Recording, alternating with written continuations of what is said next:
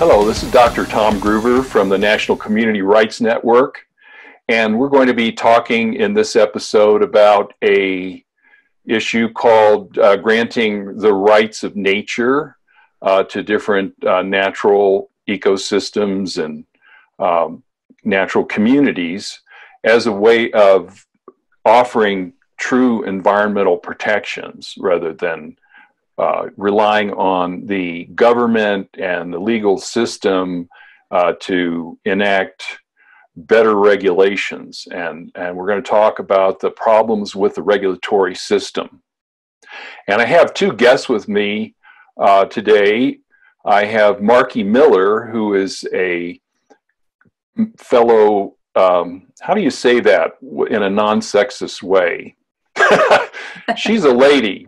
She's a member of the board of directors of the National Community Rights Network, along with myself and a number of other people from different states around the country.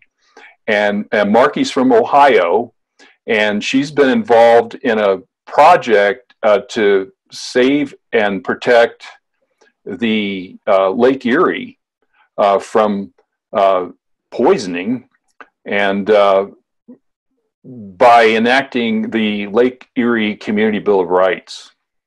And along with us, we have the good fortune of meeting with Will Falk, and we've done two previous shows with Will Falk about the rights of nature lawsuit here in Colorado and across the West here regarding the Colorado River, the giving rights of nature for the Colorado to exist and regenerate and to flourish. So it's a very rich topic that we're discussing today, so stick with us. And so let's start out now.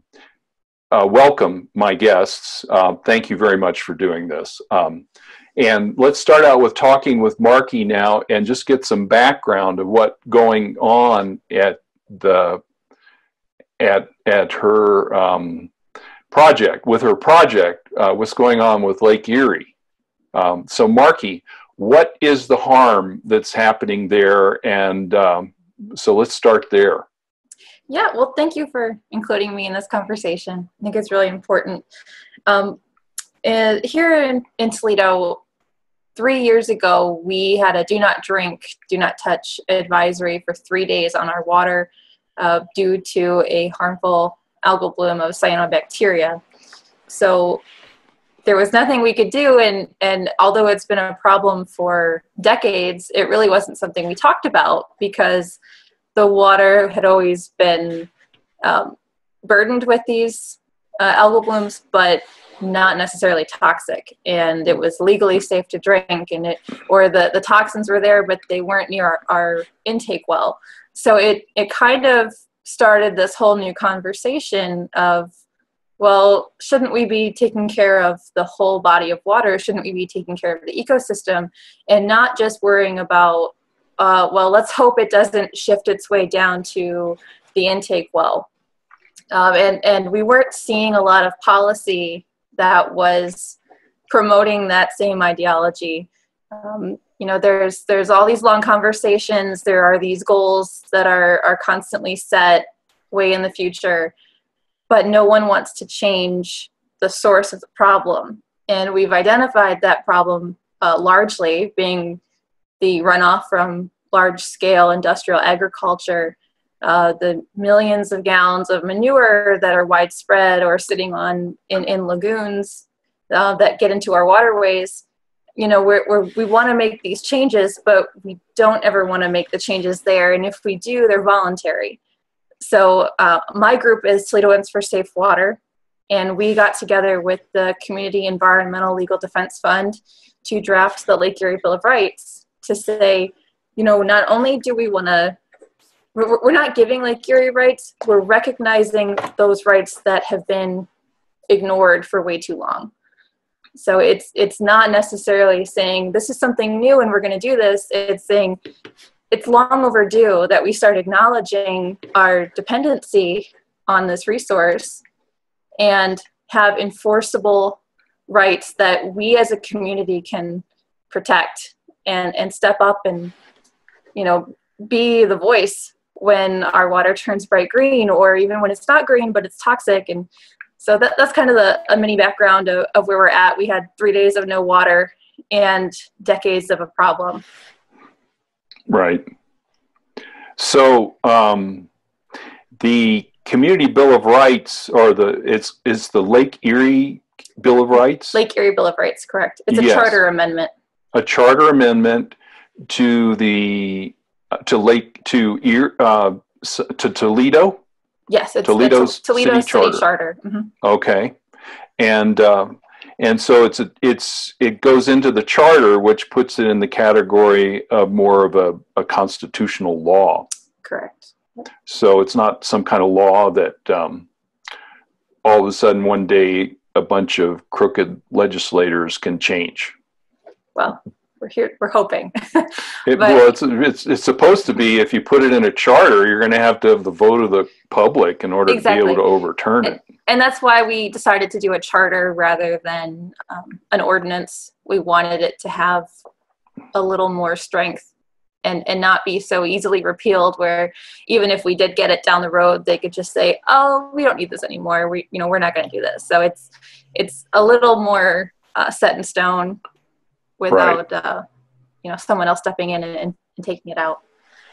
So where are you with that project? Have you gotten it on a petition? Or are you circulating a petition? We have the petition. We are circulating it right now. We still have a long way to go. We need 6,500 valid signatures. Right. We're probably close to that point now, but we're trying to get double, just because people move, or you might get somebody who changes their registration or doesn't realize that although they're in the greater Toledo area, they're not a registered Toledo voter. If you're in a township, but you still drink Toledo's water, you care about this problem and this problem affects you, but you don't necessarily get a say in voting on that issue. So there are lots of little political boundaries and issues we have to deal with there. But so we're trying to get about 13,500 signatures. Right. It's all just volunteers who go out and try to get as many as they can each week. Probably 8 or 10 of us that are really dedicated and get together 2 times a month if we can, and go out in our own time and collect. And we have probably 30 volunteers that we call up and try to just motivate, say, hey, here's an event going on if you want to go out and collect, or how is it going? Do you have any problems? Do you need any more petitions? So we try to build a good network, and we try to have a strong community of petitioners and volunteers that are really involved in this. And what is the profile of your people there? I understand that there has been some student involvement. Yeah, I would say we're 90% people 20 to 30, either recently graduated, some grad students. I think it's a lot of people who have maybe had some experience in traditional activism, or have gone through some kind of education where they have been taught, well, here's what you do, here's X, Y, and Z, and have seen, okay, well, in the past however many decades, we haven't seen the changes that we need to have seen. We should be learning about these great things that were implemented before we got to this point, and we're not. We're learning the same things over and over again that the environmentalists before us learned. So I think there's some frustration in not seeing a lot of success and wanting to try something different. Right. And also there's more urgency. Yeah. We're hearing about climate change a lot more than we were before. And now we've actually experienced not having the drinking water. We've witnessed our own vulnerability. And, right. I go to other meetings where they say, well, where are all the young people? And think, well, they're out collecting signatures for the Lake Erie Bill of Rights because they don't want to sit and have a meeting. They want to get up. They want to go do something. They want to say, I contributed X, Y, and Z. And right. This is a way that we all feel that we do that. Well, that's awesome. So it sounds to me like you could use some help. like more Absolutely. volunteers. And as volunteers, you don't have to be. I know here, if we do initiative here in Colorado, you don't have to be a resident of Colorado even. If you You do wanted to have to volunteer, you be. do. Yeah, well, for us, you do have to be a resident of Ohio. You don't have to be a registered voter, but I believe you have to be at least 18 and a resident. We are a little limited, and unfortunately, a lot of our enthusiasm comes from people who are maybe up in Michigan or just outside. But I think there's some intimidation when you tell people you need to go out and talk to strangers and get signatures and push for something. And it's not something you normally do. It's not a skill I learned. It's not ever anything we talked about in my journey of getting my environmental degree. So it's intimidating. But I always try to tell people, you have 10, 15 friends or relatives that live in Toledo. Start there. Go talk to those 10 people that we can't get to, because one signature could make a difference. We could just be one signature over what we need, which is, I think, what happened in Bowling Green when they did their charter amendment quite recently. They were one over what they needed. So you make a huge difference, whether you've collected for months or whether you go out for a day and get 5 or 10. Yeah. So this is what we mean by grassroots. And we also think that from our experience that this is a legitimate form of activism, because its legitimacy is rooted in recognizing the legal right for nature to exist, rather than trying to regulate the amount of destruction, right? Right. So basically, it enumerates and clarifies the rights of Lake Erie, and also puts in law the right to protect Lake Erie from these harms, which are mostly from big agricultural corporations. Right. And so you have this Bill of Rights with the prohibition of the harm, and it's rooted in rights. And so it's legitimate in that way. In community rights organizing, we actually think that the regulatory system is illegitimate law because it legalizes the harm. So what you're doing is you're manifesting something really powerful here. You're manifesting our deepest intentions is to support life. And some people look at that only in human terms. I think, we might want to refer to Will here, because he's part of a group, Deep Green Resistance. And basically the Deep Green Resistance is about saving nature. And it's not a human-centered type of philosophy.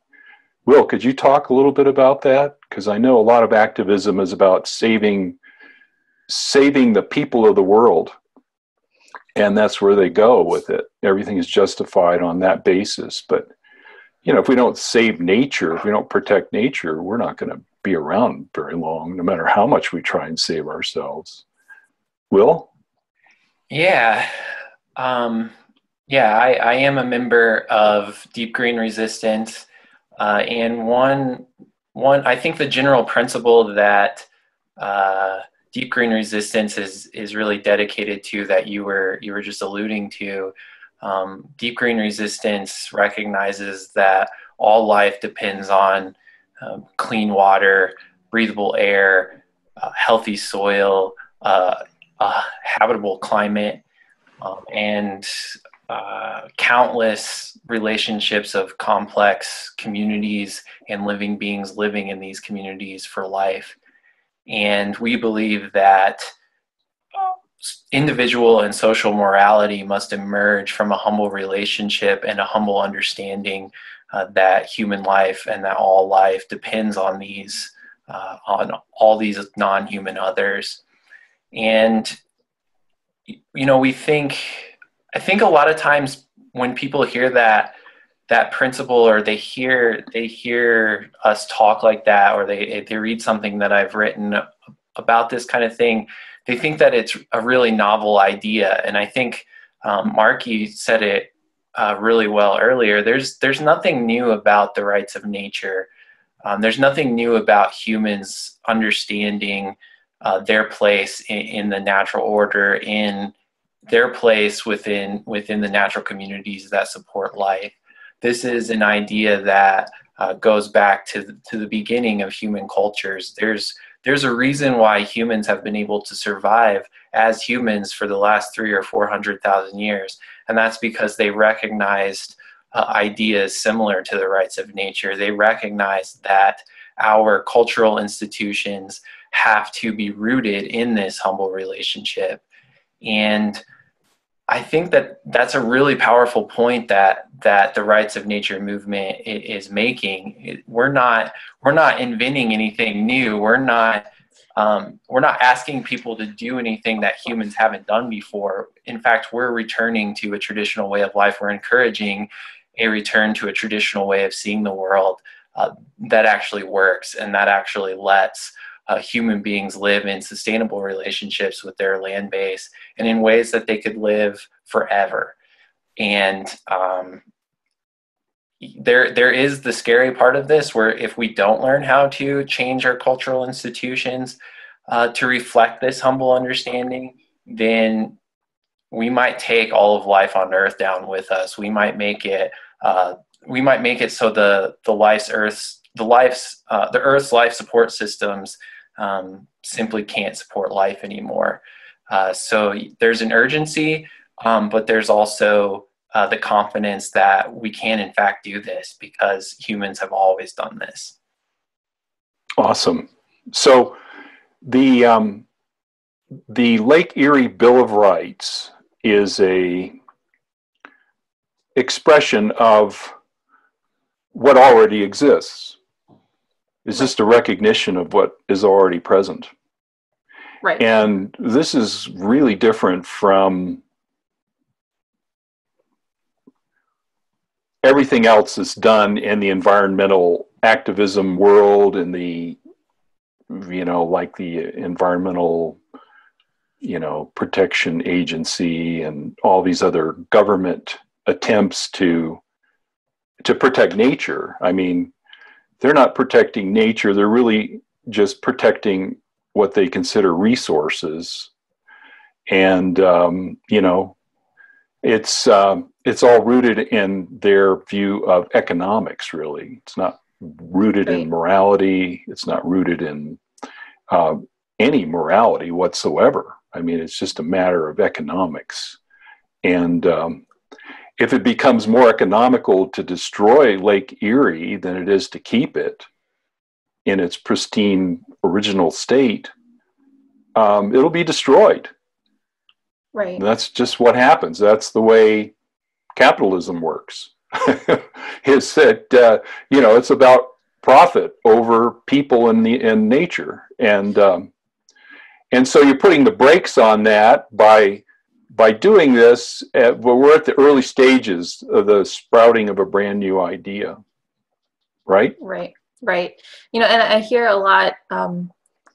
People look at you crazy when you talk about rights of nature, just by saying, the lake can't speak to you, and how are you going to decide what's good for it? And, but really under the Lake Erie Bill of Rights, we become the trustees of the lake, and anything we decide for the lake has to be viewed in what's best for the beneficiaries of Lake Erie. And that's, the future generations, even the current generations that rely on it.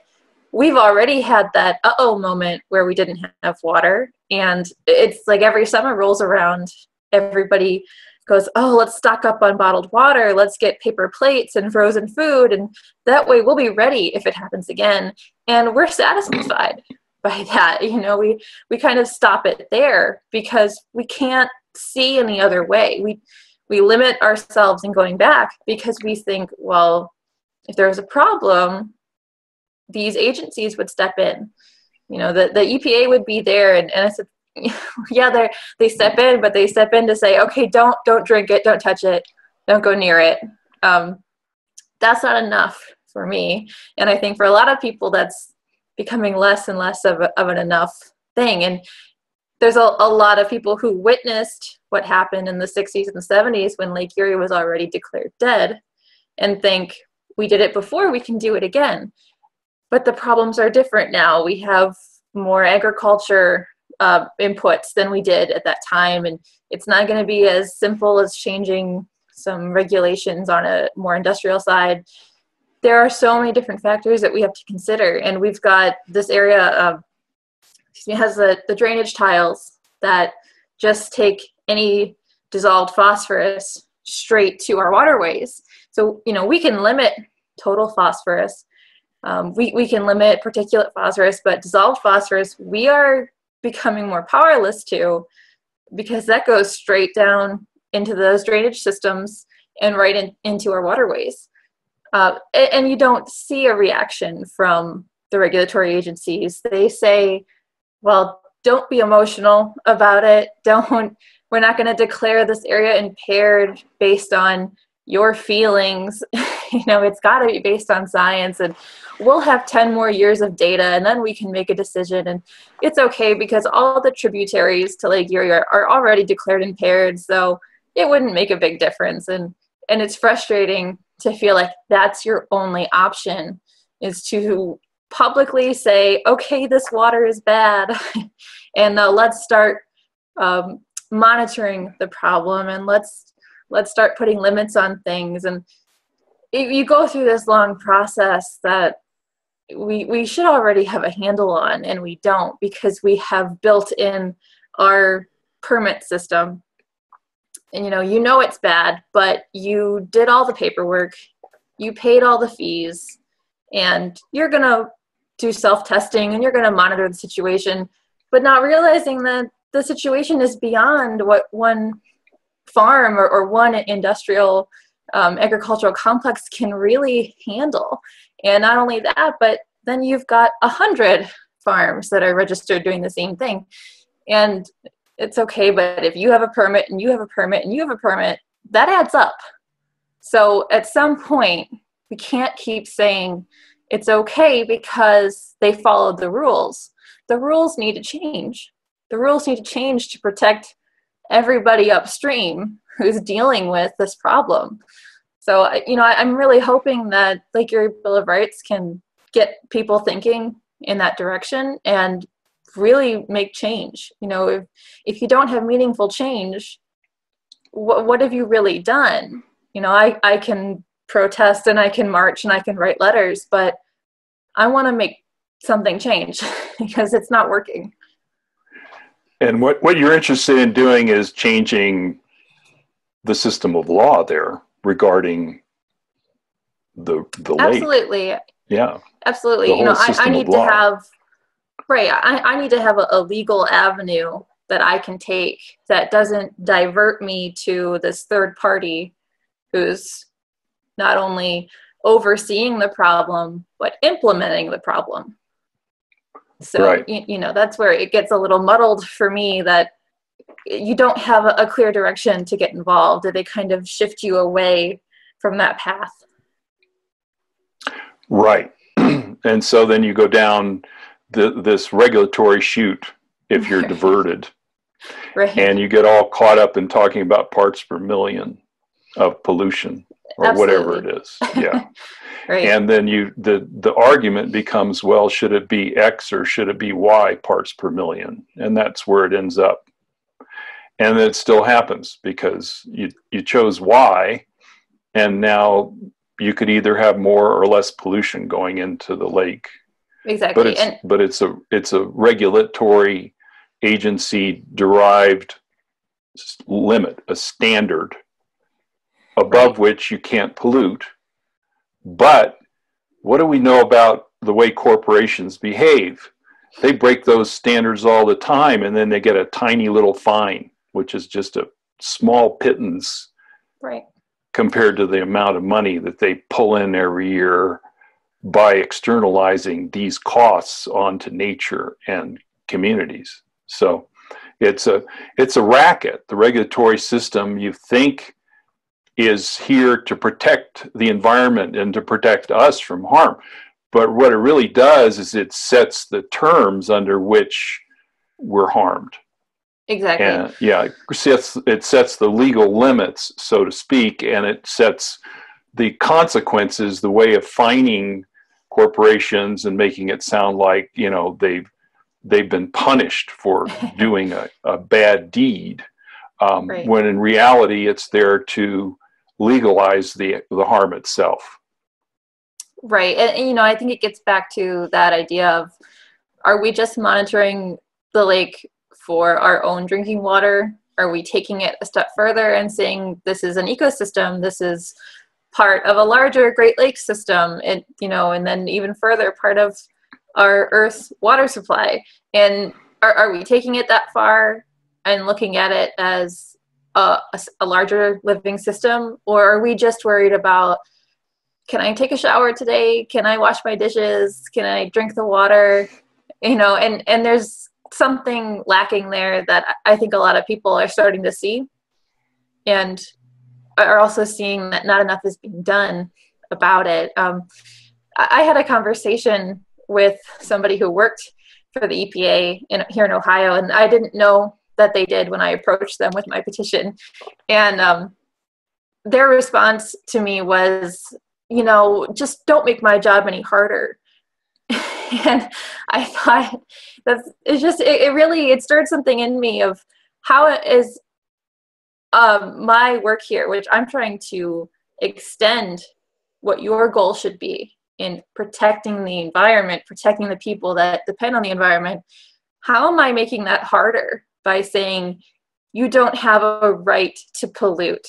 You don't have a right to violate Lake Erie, to violate my drinking water.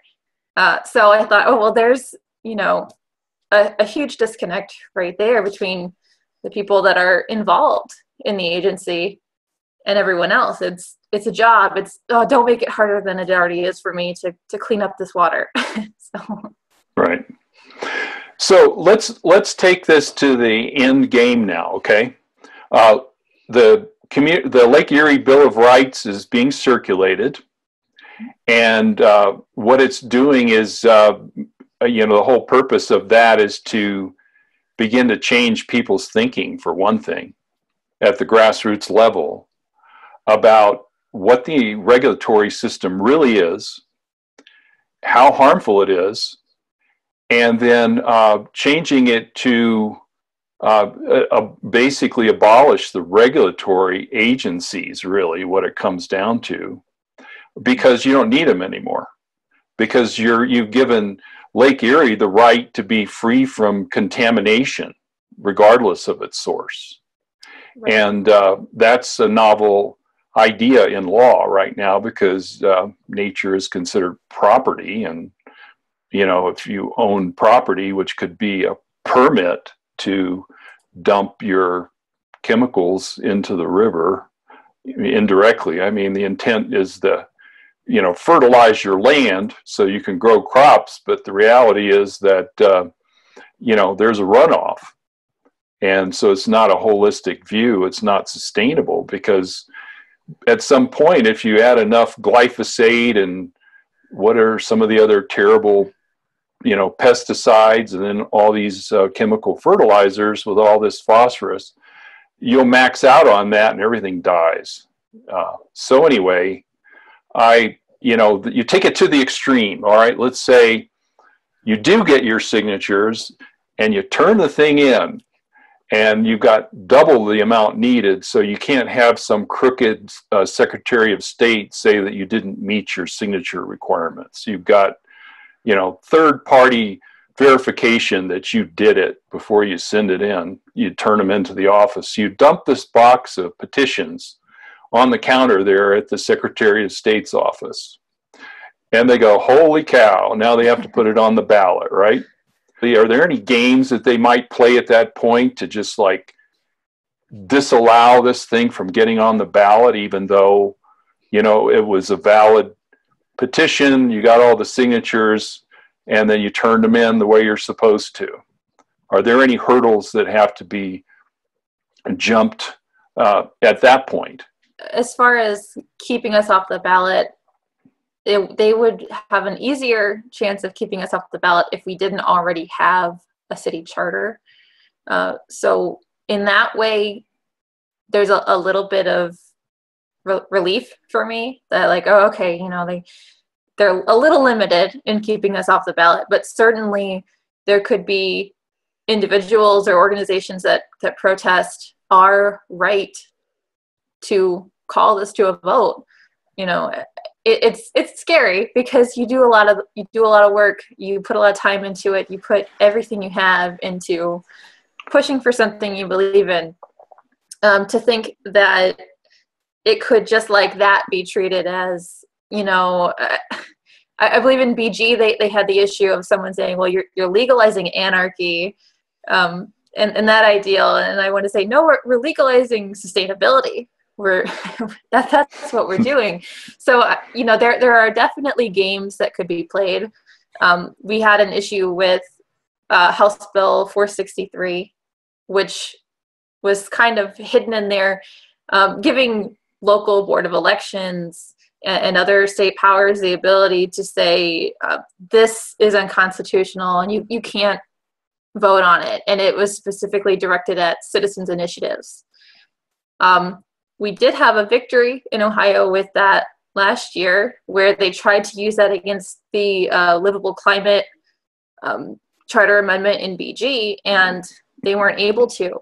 They said the Supreme Court ruled on that, saying it was okay for them to put that on the ballot, and that House Bill 463 was the unconstitutional item in that dialogue. So, you know, our relief comes with it being that it's a charter amendment, so we have a little bit of relaxation there, but right. We're not pretending like it's a sure thing or like it's going to be easy. I think we have a lot of convincing to do.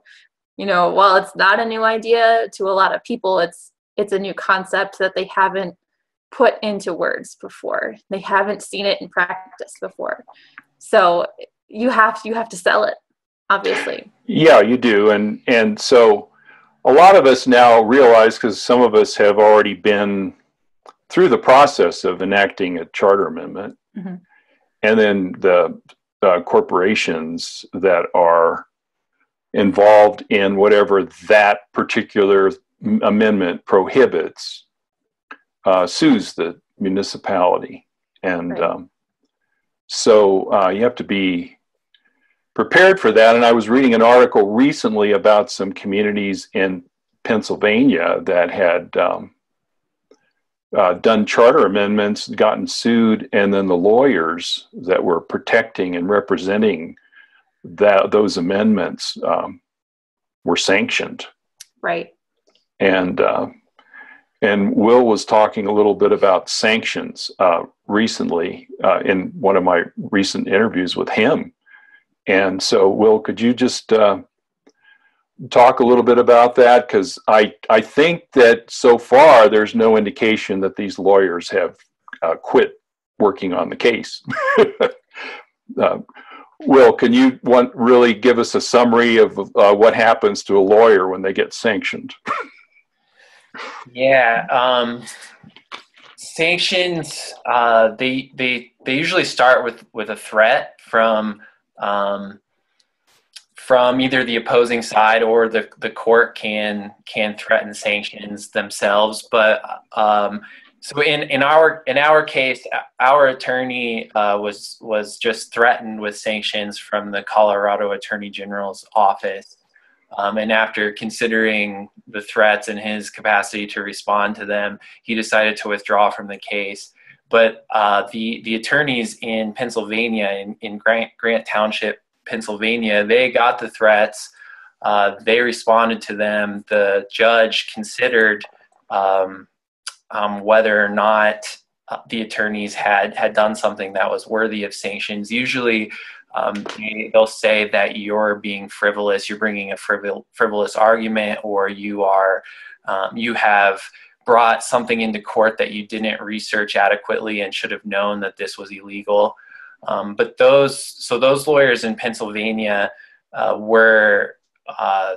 they went through the whole process, and the judge has actually issued formal sanctions against them. I'm not sure what the form of those sanctions are right now, whether they're being fined, whether they are being ordered to do something. But I think what's really noteworthy about those attorneys is they received the threats, and they knew what was at stake, and they are still willing to carry through their defense of the laws that Grant Township passed. These sanctions are becoming they're a classic move by corporations and the government to intimidate lawyers in communities who are brave enough to challenge corporate power and state and federal government's power. And there's something that I think the rights of nature movement on the whole, this is what's going to happen when we do these things, and the community rights movement, when we try to take democracy into our hands, when we try to actually control what happens in our communities, then the lawyers that represent us and the communities, the municipalities that are in charge of their tax base are going to be threatened, and in fact, at times they will be sanctioned and fined and penalized for what they're doing. It's not a reason not to do this. It's just something that we have to be realistic about, and then I think the more that we do this and the more that this happens, we'll come up with our own strategies for dealing with that. I think one of the good things that can happen when a lawyer is actually sanctioned or when this actually happens, I know that maybe sounds silly, but people that are watching, it's just another illustration for them of how the government and how corporations do not have their best interests at heart.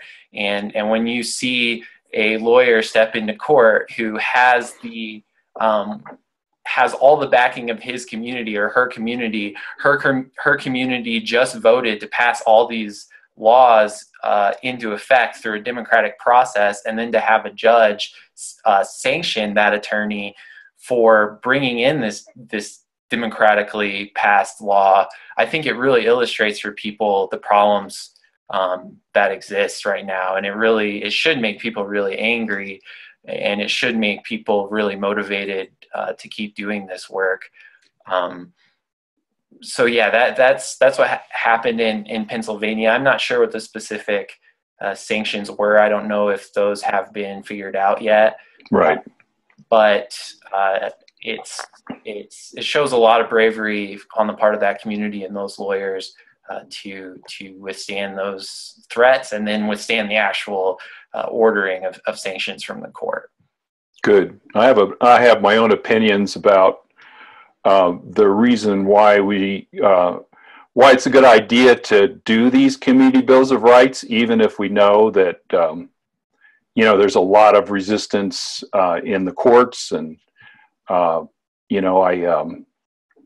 personally think that our community bills of rights that were preempted by the state law, corporations filed suit, and we've had the community that did this here, Lafayette, Colorado, was prohibited from defending that lawsuit. The city lawyers did on the basis of the standard regulatory law system, and lost, of course, probably with the intention to lose.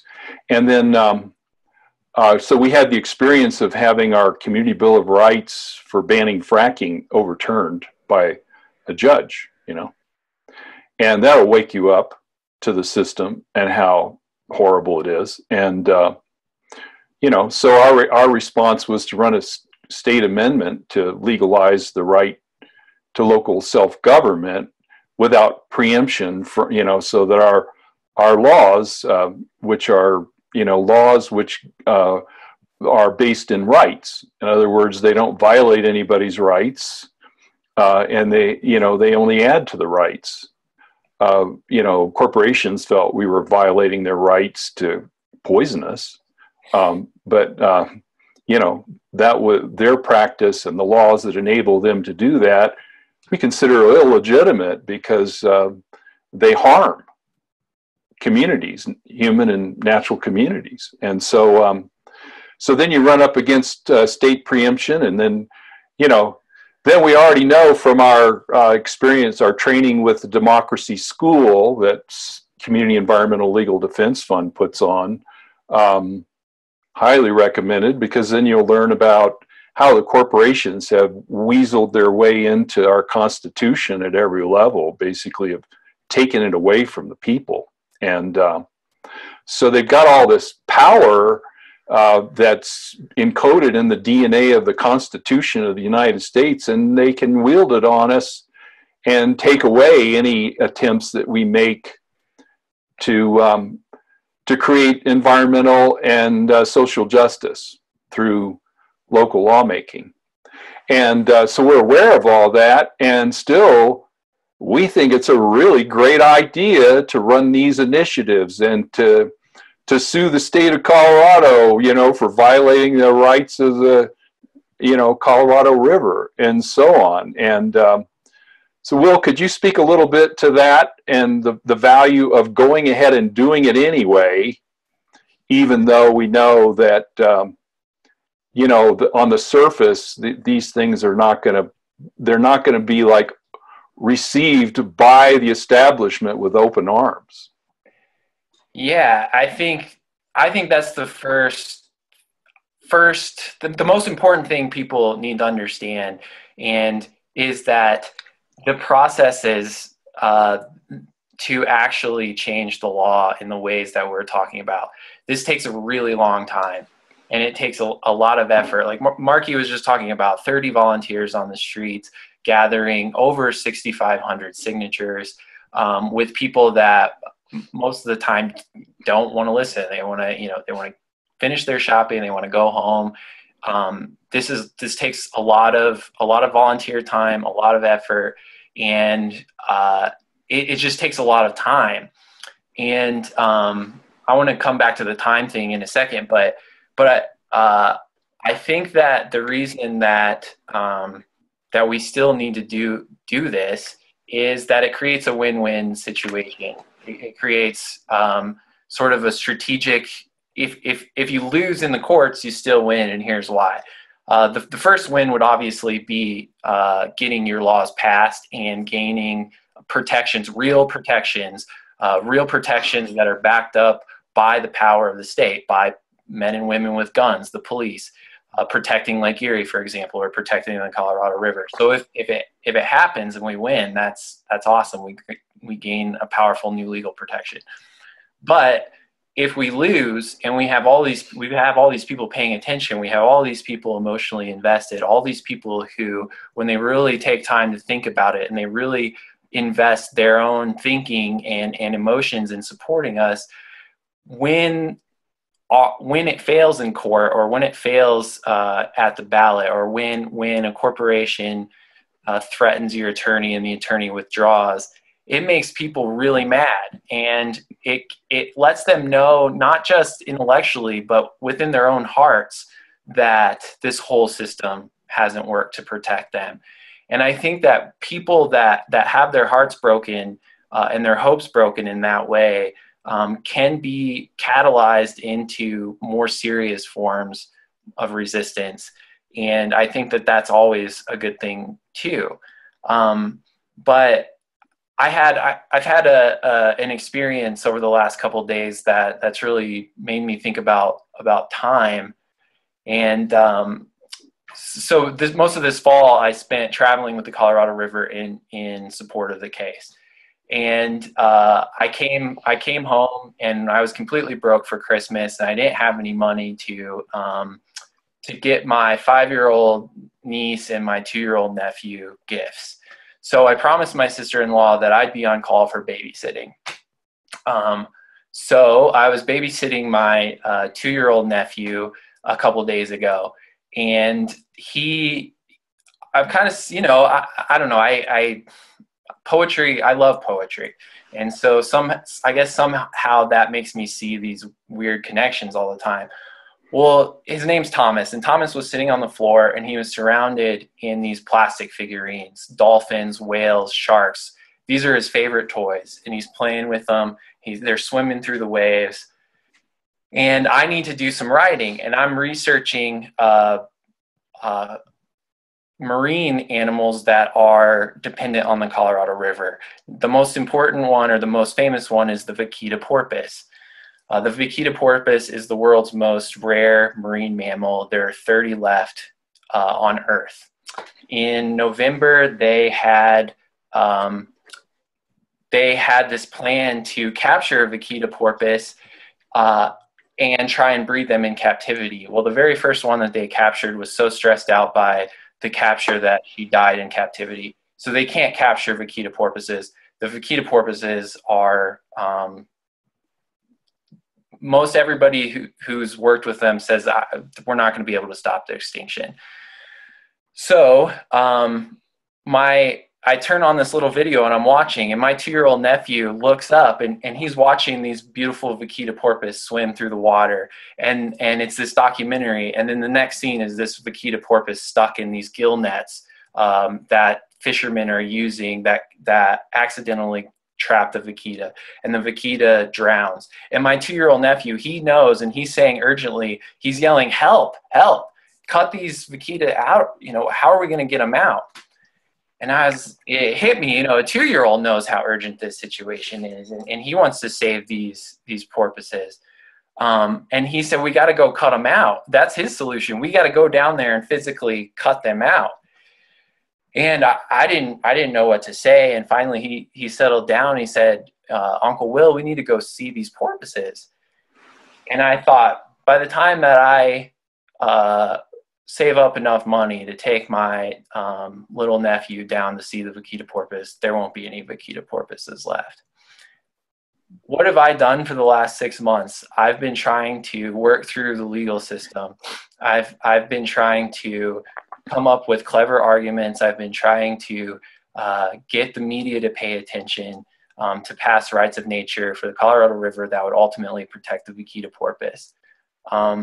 There's no legal world that we live in right now that would see those protections put in place in time to stop the extinction of a whole species. We need to think about that when, in the work that we're doing. Yes. Thank you. I can really feel what you're saying. And yeah, so the Bills of Rights will, they show people the potential for changing the legal system. And when we do these things, Marky, have you talked to your group there in Ohio about the fact that you're committing legal and civil disobedience by doing this Lake Erie Bill of Rights initiative? Oh yeah, absolutely. I think we like to call it municipal civil disobedience when we're out getting signatures. It's our nonviolent direct action. But I don't know if everybody will always see it that way, but I like to feel a little rebellious when I'm out there gathering signatures. And I think people will always tell me, you're fighting the government. This isn't going to work. This is gonna, if this happens, it's gonna be years down the road, like what Will was touching on. And like I said before, we don't have delusions of it being an easy thing, or even anything that happens in the next 5 years. Obviously we're hopeful and we're not going to stop. I can't let that stop me. And I like to remind people too, if every time somebody who wanted to make change was told by a higher level of government, no, you can't do that, you don't have the right, think of all the things we wouldn't have right now. I wouldn't have the right to vote. I would still be considered property. And I think we take that stuff for granted now that I've grown up in a world where I've always had that right. And if we can start getting this conversation now, then, you know, Will's 2-year-old nephew will grow up in a world where rights of nature is a more common topic, where it's not just about, okay, don't worry, we're all good today. You know, it's something we're thinking about all the time. It's a new perspective, and it's how we've grown up in our culture, in our society. So, you know, I really do feel that we can't ever really lose. I might not get the law passed, but I've already started something. My group has already started something. You know, it's going to take a movement, and that's what we're doing. You know, we're not leading up to the movement. This is it. It's happening right now. And it's, how could you not feel rewarded by that and want to get everybody you know involved? Yes, movements usually start with just a handful of people that are extremely unpopular. And they're willing to take it on the chin and not back down. And then it gets established. And then, boom, it becomes a popular revolution. And, you know, it's hard to say when that point is, but for nature's sake, it needs to happen really soon. Right. So tell me, what would it be like for you to have 1,000 people show up and volunteer to collect signatures for the Lake Erie Bill of Rights? That would be beyond a miracle. I mean, I don't think I could ask for anything better than that.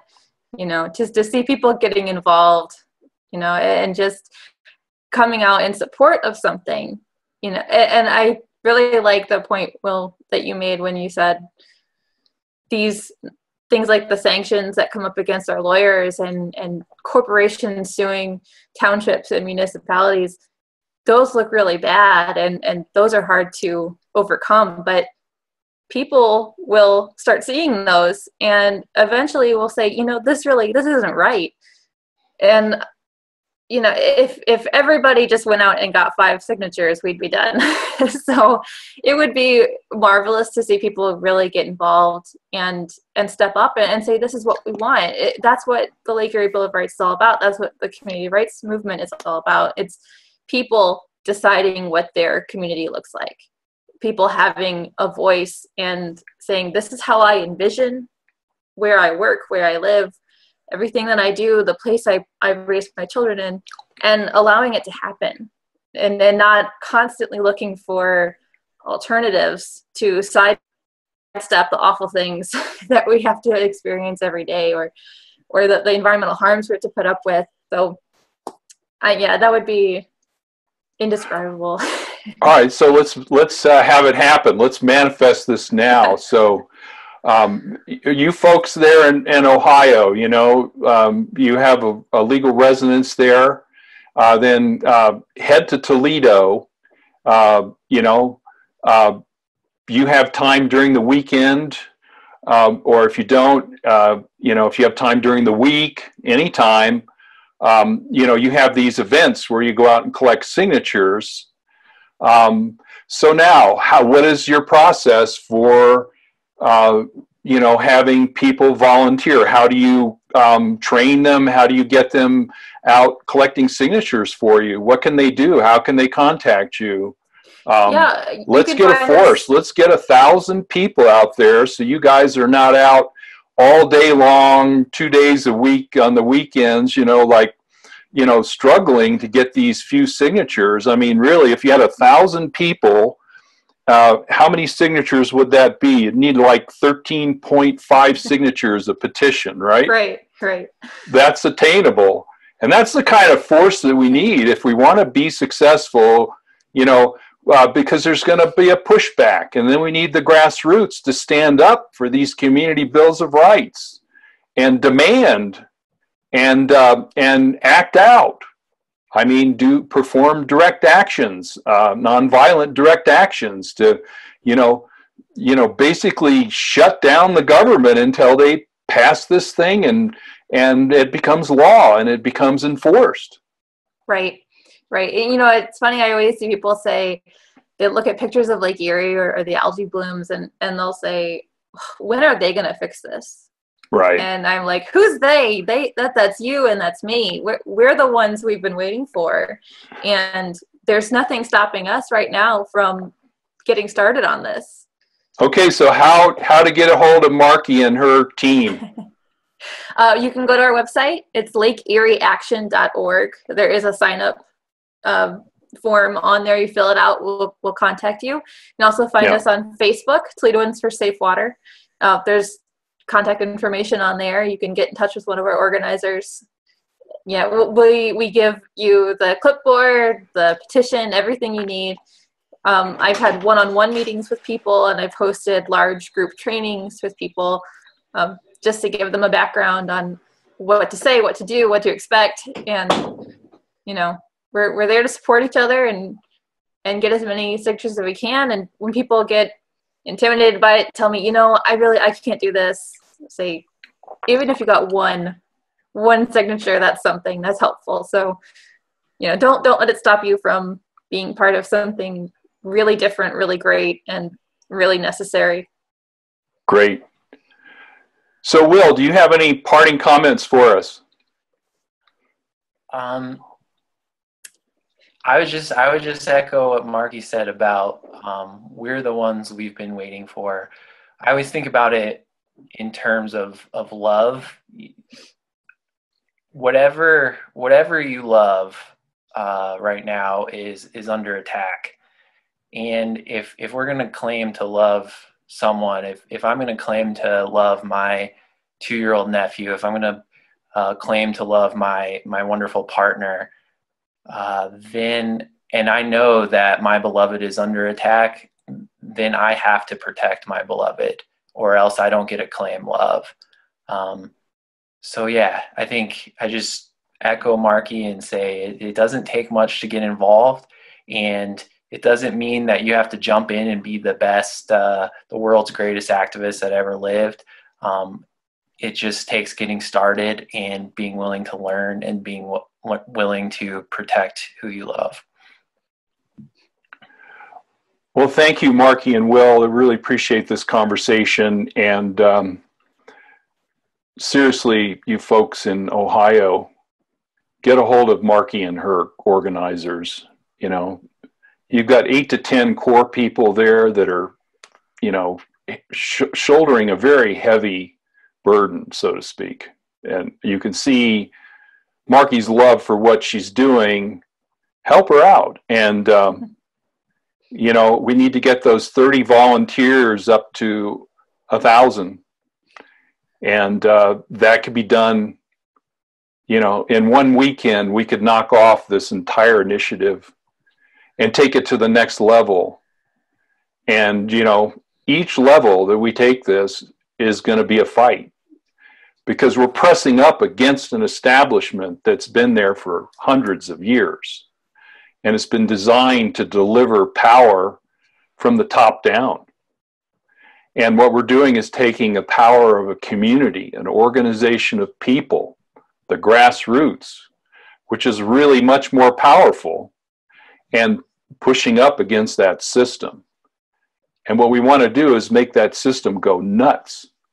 We want that system to be exposed and to show its weaknesses so that we can take it down by creating rights-based living, you know, giving nature rights to exist and regenerate and flourish, and giving communities the right to clean air and water and earth and, you know, the ability to self-govern.